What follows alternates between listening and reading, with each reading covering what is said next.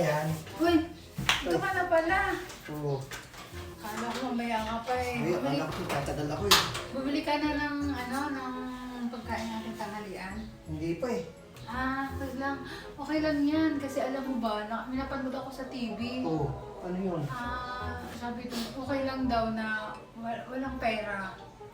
Sabi doon, okay lang. Ang mahalaga daw sa isang pamilya ay masaya, nagmamahalan. O, tapos siyempre hindi naman. Dapat talaga nag-aaway. ganun. Tapos ay... Hindi talaga dapat mong pinag-aawayan ng pera. Saka laging laging nagmamahalan dapat. Ganun daw, sabi Oo, nila. ayan. Hindi Napanood niya ko sa, tama yun. napanood ko sa TV, sabi doon doon sa balita. Yung daw ang mahalaga ngayon, hindi na kailangan ng maraming pera ng tao. Sadya, hindi pinag-aawayan niya para peace of mind. Laging masaya ang pamilya. Kaya nga, yun nga. Oo. Dapat ganun tayo, no? Oo, dapat talaga ganun. Para hindi tayo- Para masaya ang buhay. Oo, Oo, hindi di ba? din talaga pinag-aawayan dapat ang pera. Excuse me. Ayan. Ito nga pala, oh. Ayan lang yung nabalik ko kay boss kasi wala si boss eh. Pinalam ko lang yung sa kay madam yung doon 1,000? Oo. 1,000? 1,000 lang nabimbali mo ngayong araw eh.